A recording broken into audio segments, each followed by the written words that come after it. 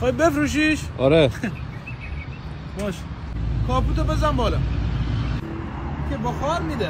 حاجی من روشنش نکردم. به هر حال همین 4 تا چرخو داره؟ آره. بیشتر میخوای؟ نه دراش هم که قفله. نه چی؟ نه چی نه؟ هیچ نه. چی؟ مدلش چنده؟ 402. اوه 1 سال. 1 ساله با 10 سال که نیست. بیمه چقدر داره؟ 11 ماه و 20 روز. 1 سالش تکمیل نیست؟ نه خب 11 ماه هم کمی از 12 ماه. حالا چند گفتیش؟ 300.